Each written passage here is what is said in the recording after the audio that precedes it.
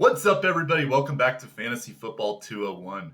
We have a great video for you today for your Week 14 start sits. We are going to be looking at guys under 40% rostered to help you get some last-minute replacements for your heavy bye week in Week 14 and get some guys on your team that are lightly rostered. And spoiler alert, one of the best starts for this week that you can get, and one of the best pickups for the rest of the season is Braelon, who is 33% available. So I'm just going to put that out there now. If you're just watching the first 30 seconds of this video, then pick up Braelon right now. But anyway, we will go through all the positions. We will go through quarterback, running back, tight end, and a flex as well. Guys under 40% roster that you should stash, start, and honorable mentions as we've done all season. Then we will talk real quick the start-sit decisions for each game, some of the biggest decisions for all the games remaining this weekend. So if you like this content, please subscribe to the channel and drop a comment below. I reply to all my commenters. There will not be a live video this weekend, but I will be doing one in Week 15, so please keep an eye out for that. Ask any questions that you got for this week heading up to kickoff, and let me know what questions you got, and I'll do everything to help you guys win a fantasy football championship. All right, so we will start with the quarterbacks, looking at the guys that are under 40% available in ESPN leagues. So higher likelihood that these guys are out there, and I'm going to go through the guys that I think are the best pickups both for this week and then also consider the playoffs as well. We have 1 week left to the playoffs, and for a lot of you guys, this week may not necessarily matter how you're performing. Some of you are trying to get into the playoffs, but if some of you are trying to position yourself for Week 15 or even Week 16 if you have a bye, these are some great players to take a look at that I like. And the first one that I'm going to be talking about, a quarterback that I'd be stashing, 19.2% available despite being the number one quarterback on the week last week, and that is Jameis Winston.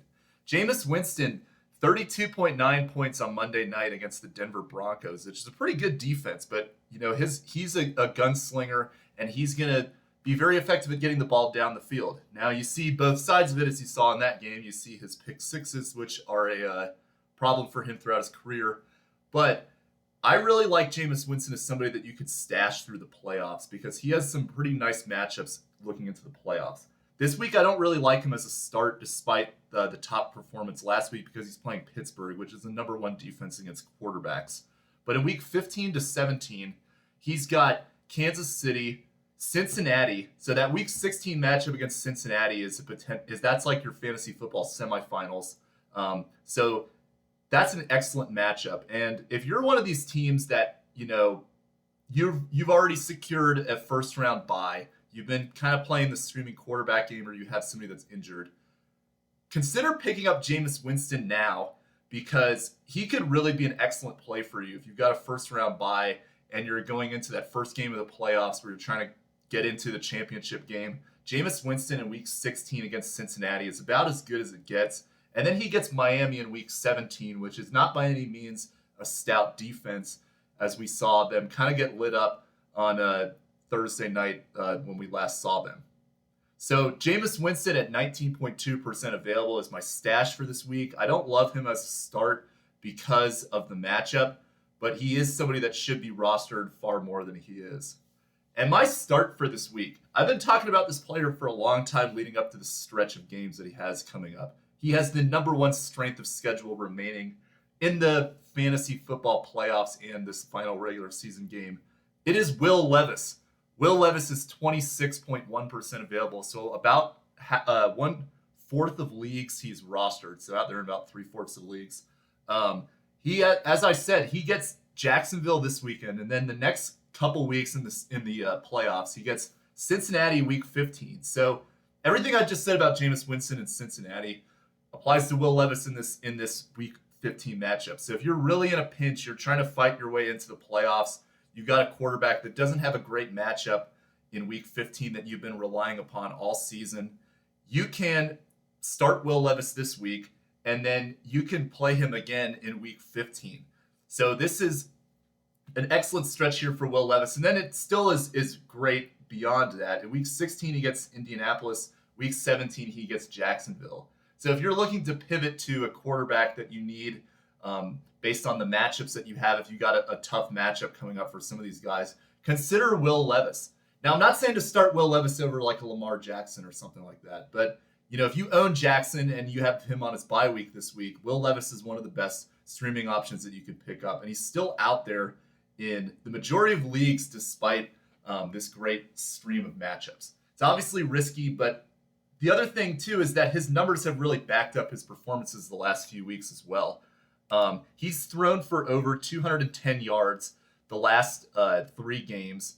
He's also has a touchdown to interception ratio of 5-2, which is not great by any means, but at the same time, he's in a position where he's giving you fantasy numbers. And over his last 4 games since he's returned from his injury and has been the full-time starter again, he's had 19, 15, 16, and 16 fantasy points against some challenging defenses as well. So I think Will Levis will be a great play for this week. He already has been giving you a pretty good floor for the past month. And now heading into this final stretch of the fantasy football regular season and into the playoffs, he is a potential sleeper that could win you some big matchups here to close the season. And then honorable mention, there are some pretty good quarterback streams for this week for those Lamar managers and Jaden Daniels managers that are on bye. Cooper Rush is another great stream as well. He gets the Cincinnati Bengals on Monday night, which if you haven't seen their defense is also terrible. It's a running theme among these videos is to target the Cincinnati Bengals for your streamers. But Cooper Rush gets them on Monday night. He has played pretty effectively as well. His numbers were not great necessarily against the Giants, but he is a capable quarterback who has put up some pretty solid fantasy numbers right around the 15 to 20 point range. And I'm expecting that again for this week. So if you're looking for a good floor play, you need a quarterback. Cooper Rush is a good start for this week. And he also has some pretty nice matchups the next 2 weeks as well. In week 15 and 16 against Carolina and Tampa Bay. So Cooper Rush, kind of like a B-grade version of Will Levis in terms of like you're getting good matchups. He's giving you some consistent numbers, but I'd like Will Levis more than Rush. And then an even more discount version of that so Cooper Rush is 5.4% available, but only at 3.5% available, Aidan O'Connell. Now this one is more risky to me because he had a good game last week against Kansas City, but that has been his only good game of the season. But he does get Tampa Bay, which gives up the 3rd most passing yards. 2 quarterbacks on the season.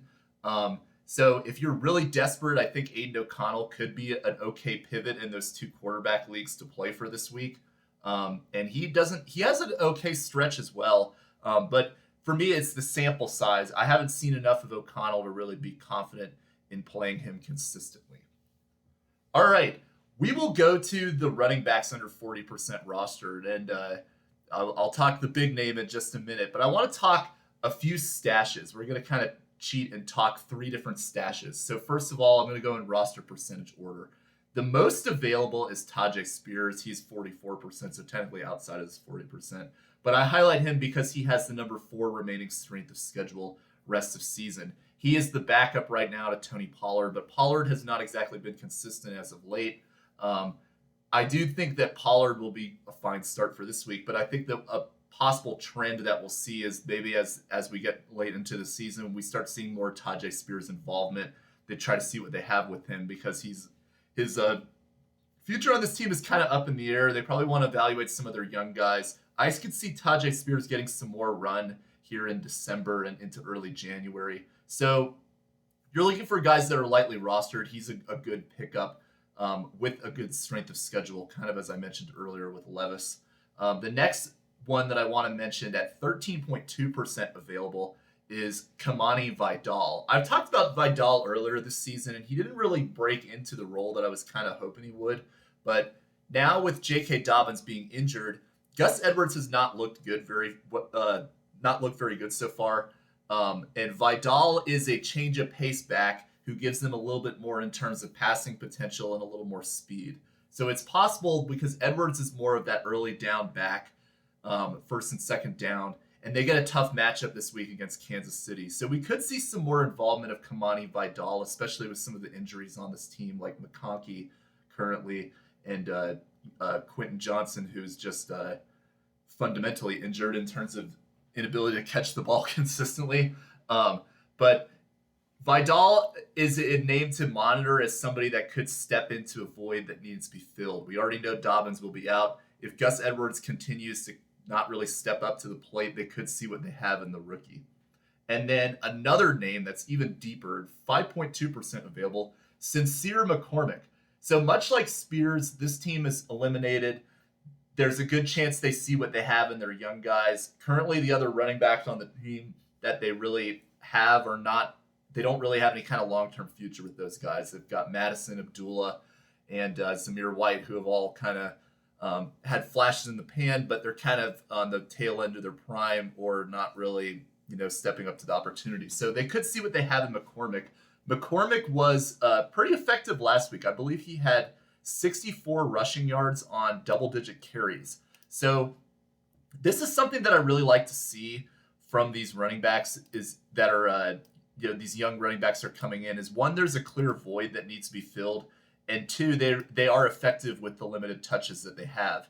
So McCormick is not somebody that I would want to try to start for this week, but I do think that he is an interesting name to monitor as the season progresses because they have a pretty good schedule as well. They get, after Tampa Bay this week, they get Atlanta, then they get Jacksonville, which is another defense that you frequently target, and then they get New Orleans in week 17. So he has a nice stretch, and if the Raiders decide to kind of shut down some of these other running backs like Madison and White for the majority of the season because of their injuries, McCormick could be a real sleeper at only 5.2% rostered.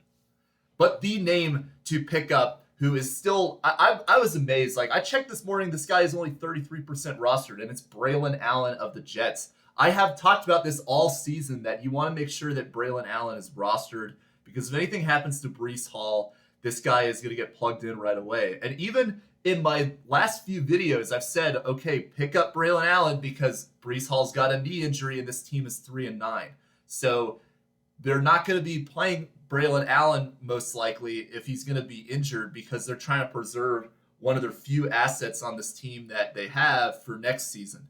So I think that, this is set up perfectly for everybody who's handcuffed Breece Hall. And if you didn't handcuff him with Allen, then you still might have time to pick him up. But I'm just saying that because he's 33% available right now, and Hall has not been ruled out, but he's doubtful. And I'm telling you that there's a good chance that he may not play again this season because they want to just make sure that he's healthy for 2025. So Braelon Allen, if he's out, before you finish this video, go to your sleeper, your ESPN, whatever you're on, and just check to see if he's available and pick him up right now because this is one of the biggest sleepers for the rest of the fantasy football season.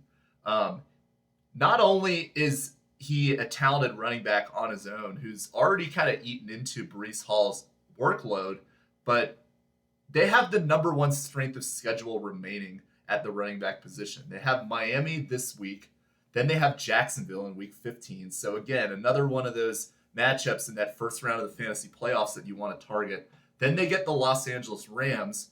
And then in week 17, they get one of the worst run defenses in the Buffalo Bills.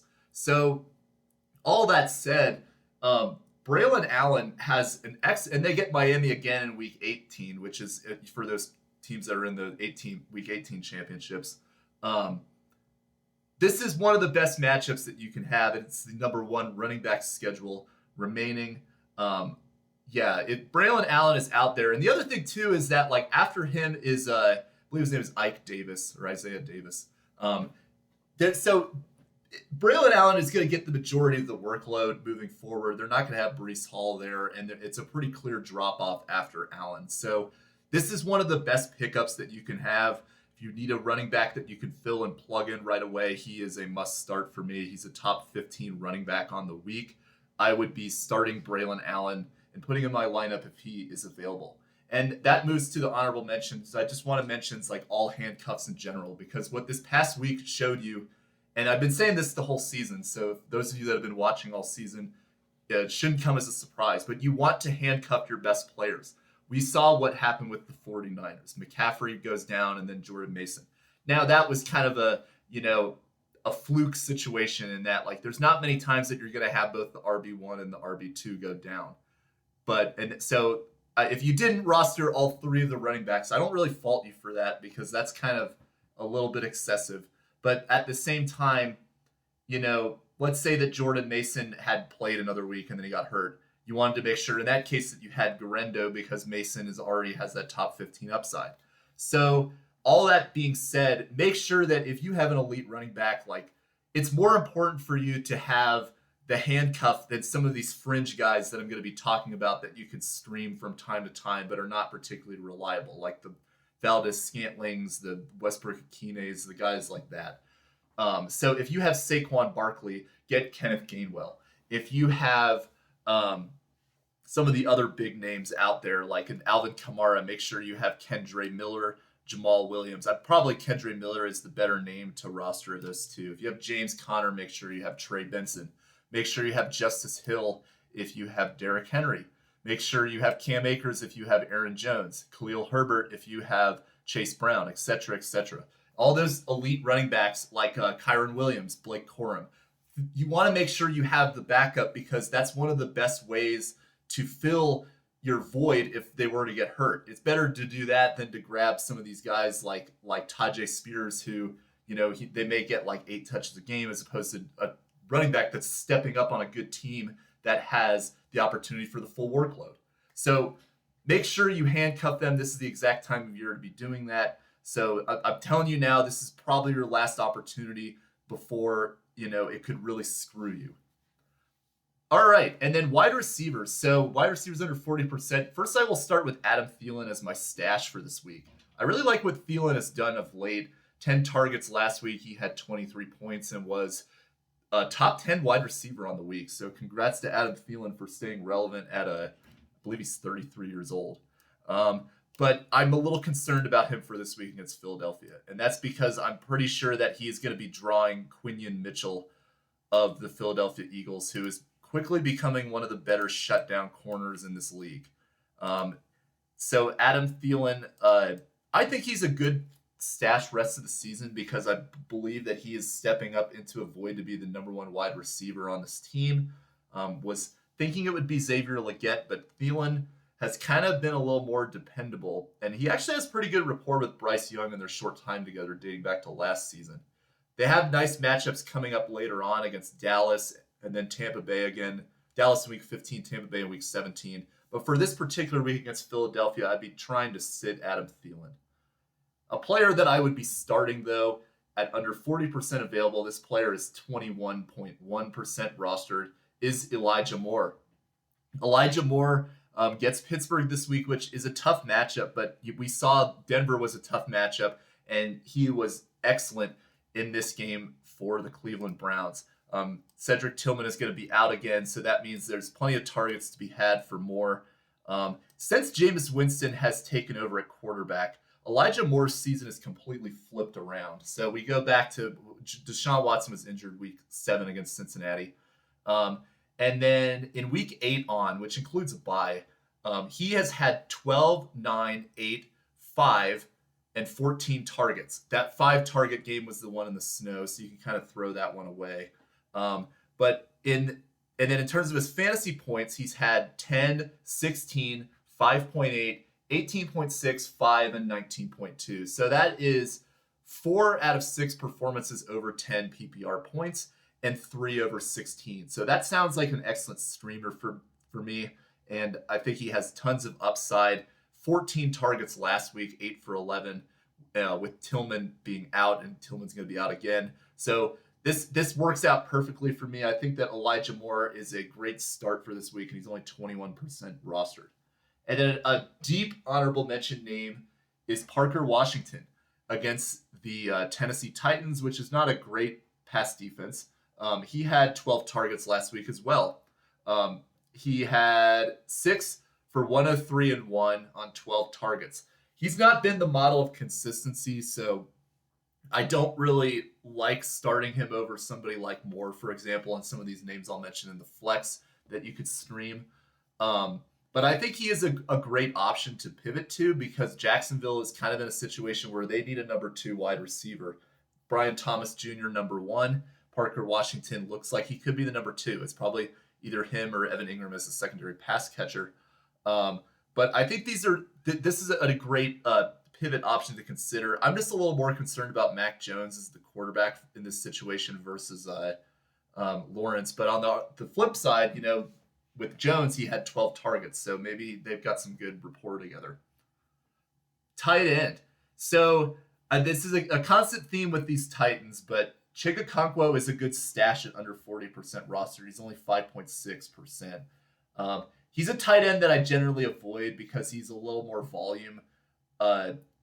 He has a pretty low volume of targets and is really dependent on touchdowns to have good performances. But I liked last week, pretty modest game in terms of his points. He was 3 for 27, but on 6 targets. And this is a team that, again, they've got that stretch that I keep saying over and over again. Jacksonville, Cincinnati, Indianapolis, Jacksonville, which is one of the best defensive defensive matchups that you can get for a 4-week stretch right around this playoff season. So if you're hurting at tight end, Okongwo, I would be stashing to see what happens this week. I would not be playing him, but let's say that he goes off and leads them in targets or yards or something like that. Then he becomes a very interesting name to look at for week 15. So you can get ahead of that while we still got a week before the playoffs with somebody like Okongwo. My start, and this is going to be a bold call, but I'm going to be going Will Dissly again, even though he gave us a 0 last week, which is pretty disappointing. But I do feel confident that Will Dissly will be startable again for this week and will have a better game. So, yes, he did have 0 points last week, I believe on 1 target. It was either 1 or 2. But he has the number 3 remaining strength of schedule rest of season for 1. So he's a great player to have for the strength of schedule. 2, this team has some injury issues. J.K. Dobbins is injured. He was the pass-catching running back. And Gus Edwards is not a pass-catching back. So it could go to Kamani Vidal, or it could go to Will Dissly, who is a good check down option within the 10 to 15 yard range that Justin Herbert can target. Additionally, Ladd McConkey is also injured. So if he does not play, this makes Dissly an even better start for this week. But I think even with Dissly, even if McConkey does play, Dissly will be fine because the soft spot of this Kansas City defense is tight ends. They are the worst against tight ends. And if you go back and you look at the games this season, consistently tight ends have shredded this team on the defense. And I think that Will Dissly will be a solid stream for you this week for those teams that have Mark Andrews, Ertz, guys like that on bye week. This is a good pivot option.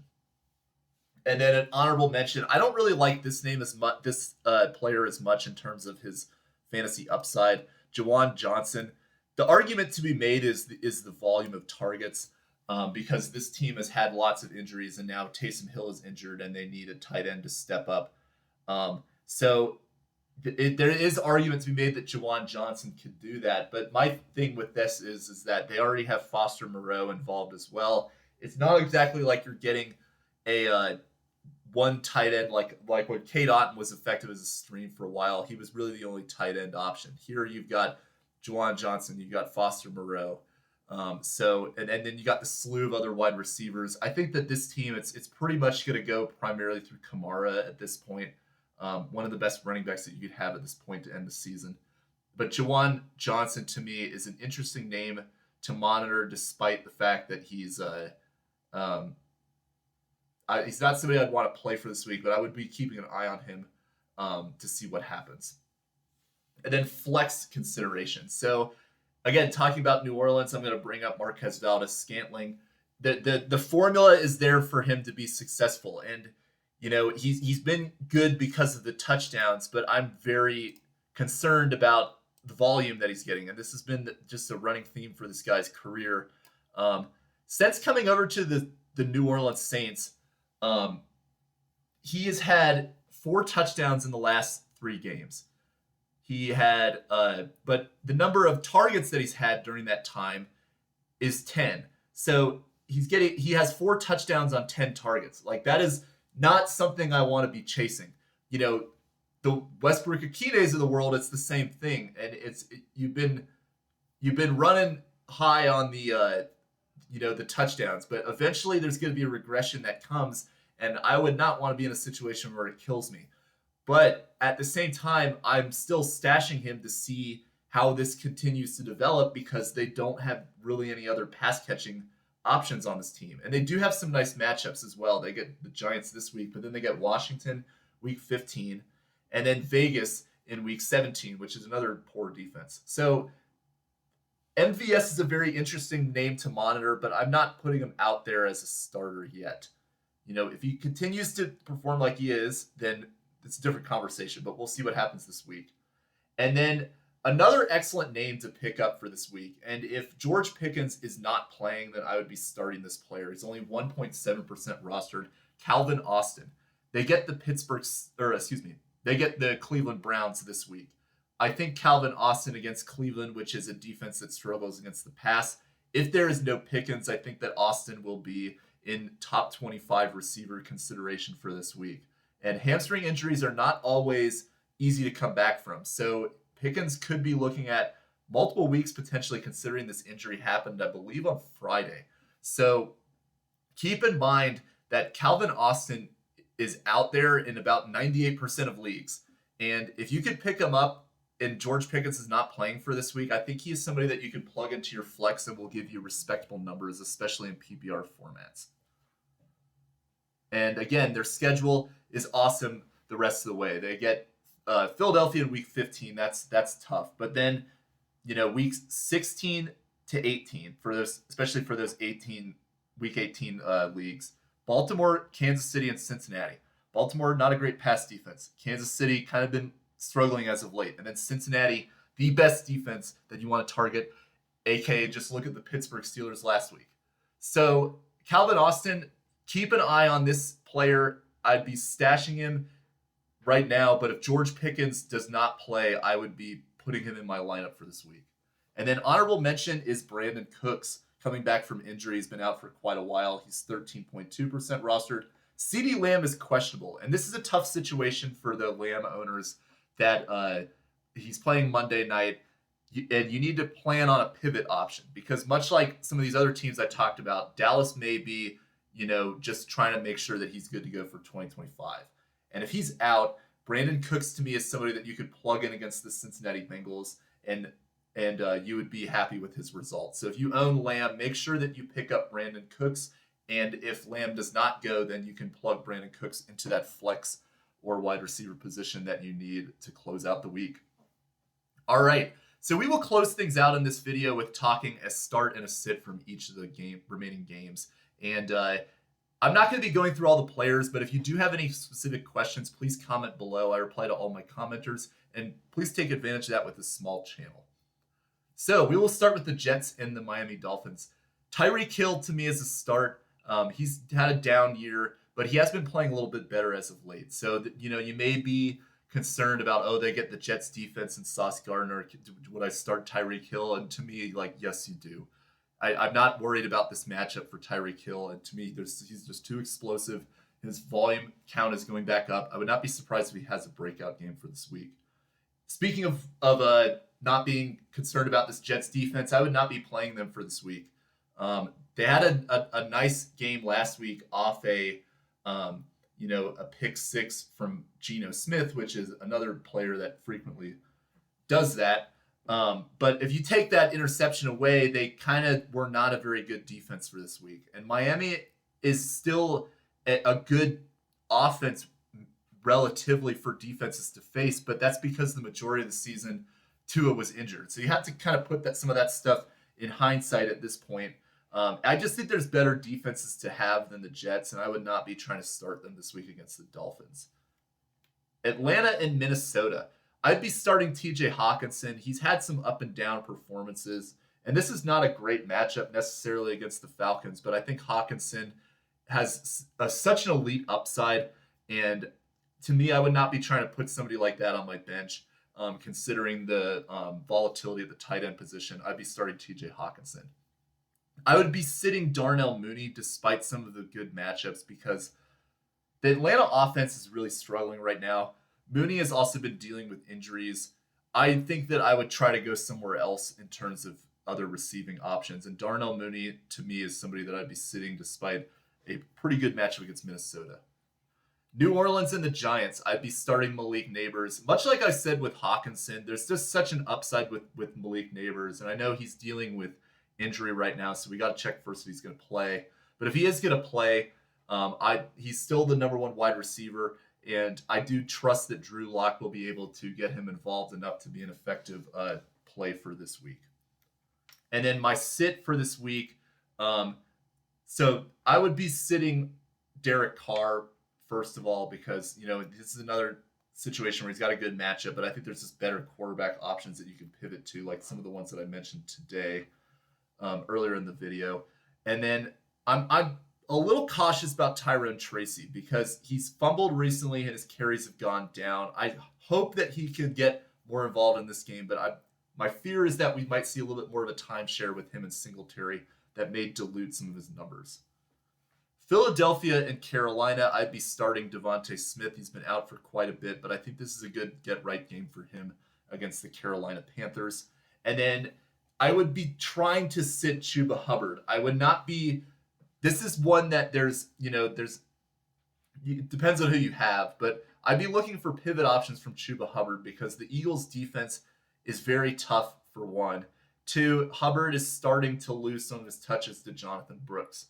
So I'm not overly concerned about Hubbard being a sit the rest of the season, but I do think in this particular matchup against Philadelphia, it doesn't really work well as a game script for him. I'd be trying to look elsewhere for Week 14 with Chuba Hubbard. Cleveland and Pittsburgh. So speaking of running backs that are good pivot options, Jaylen Warren to me is a good start this week against Cleveland. Cleveland is a good run defense, not a great pass defense. So this sets up well for Jaylen Warren to potentially get involved as a change of pace back. Warren does not give you a high upside, but he gives you a good floor. So if this is another player where if he's available for this week, and he may have been dropped just given some of the team's rosters and the buys and stuff like that, Jaylen Warren could be out there, and I think that he is another great running back that you could pick up and put in your lineup this week. A running back that I'd be sitting, and somebody that I'd play Jaylen Warren over, is Nick Chubb. Nick Chubb had a good game against Pittsburgh the last time, but Chubb is very dependent on the game script, and I do not see a situation again where he has a 2-touchdown performance like he did against Pittsburgh last time. Vegas and the Tampa Bay Buccaneers. I'd be starting Rachaad White. Even if Bucky Irving plays, I think this is a great week for White to get involved as well with the pass-catching abilities. I think White will give you a pretty solid floor, and he has even more upside if Bucky Irving is out. I'd be trying to sit the Las Vegas running backs in general. I don't really know exactly how this situation is going to unfold. McCormick is getting more involved, as I said. Amir Abdullah is still interesting. And I think if anything, I would probably go with him. But then if Alexander Madison plays, it really murkies things up even more. So I think that right now you just got to see what happens with these guys. I would not be trying to put them in my lineup, starting lineup for this week. Jacksonville and Tennessee, I'd be comfortable going back to Tony Pollard despite some of the down games of late. I think this is a good opportunity for him to have a better performance against Jacksonville.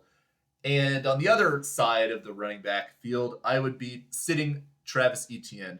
There's really very few situations in which I would recommend playing Etienne right now, unless if you're talking about Hubbard or Etienne, I'd rather play Hubbard.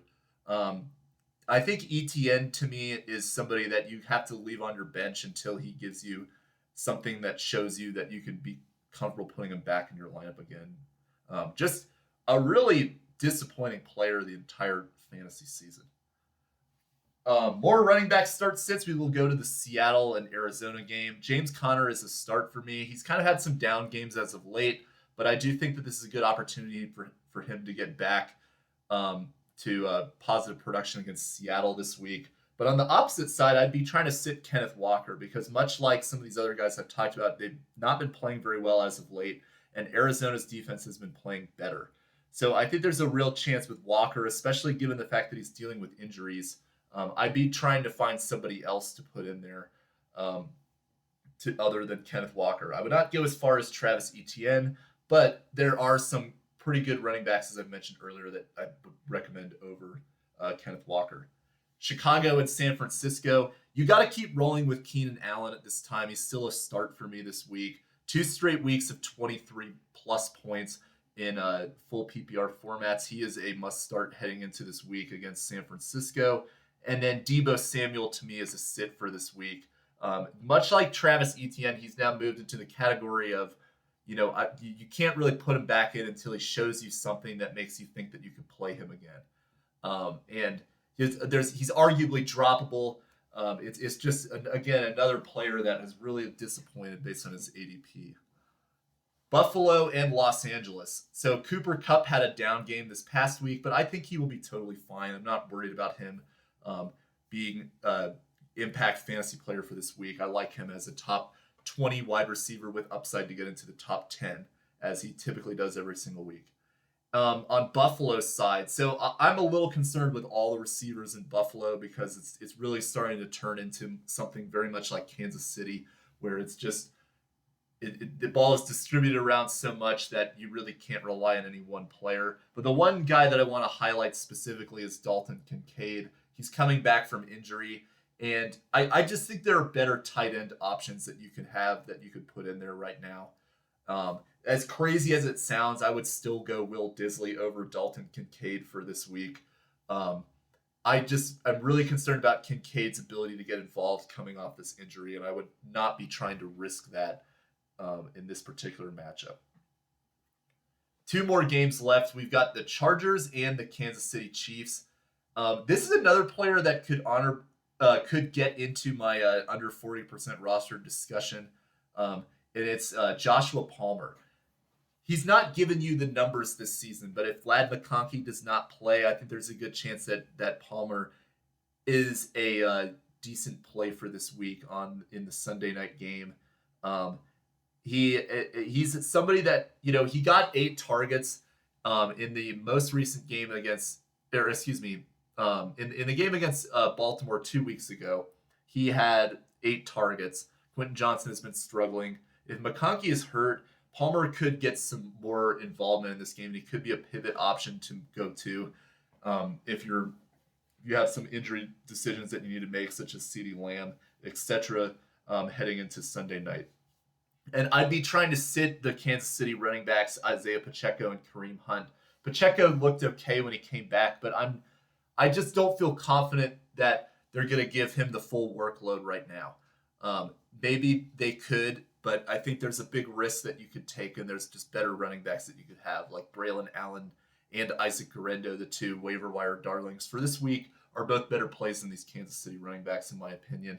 And then Kareem Hunt, same thing. I think this is going to be a timeshare for the next few weeks until the playoffs, and then it will be Isaiah Pacheco's backfield. And then the final game, Cincinnati and Dallas. Rico Dowdle is a great start for this week. He had a good game against the Giants on Thanksgiving, and I think this is another week where he has another good performance that you can rely upon against Cincinnati. I'd be trying to plug him into my flex for the Monday night game. And then, there's really not a lot of players that I don't like to start in this game. I think it will be very high scoring. But I think one that I want to highlight that I've tried to pivot away from is Jake Ferguson. He's had injuries this season. He's going to be coming back. And he does get a nice matchup with Cincinnati. But to me, I think unless you have a pivot, like if you have a Brandin Cooks for that flex with Ferguson, for example, you're really putting yourself in a big risk if you're costing yourself all these tight ends that you could play on Sunday to hold out for Jake Ferguson. And for me personally, I think there's better tight ends that you could try to stream for this week than Ferguson, given the injury concerns, because we don't really know what's going to happen to him till Monday night, and you could be kind of screwed if Ferguson does not play. All right, that's all we've got for this video. Comment any questions that you have below about your final fantasy decisions for this week, and I'll get to you before the games start. And we'll have some videos to prep you for the playoffs coming up next week, so stay tuned for that. And please subscribe to the channel and ask any questions that you got so we can help you win a fantasy football championship this season. All right, have a good one and good luck in week 14. Bye.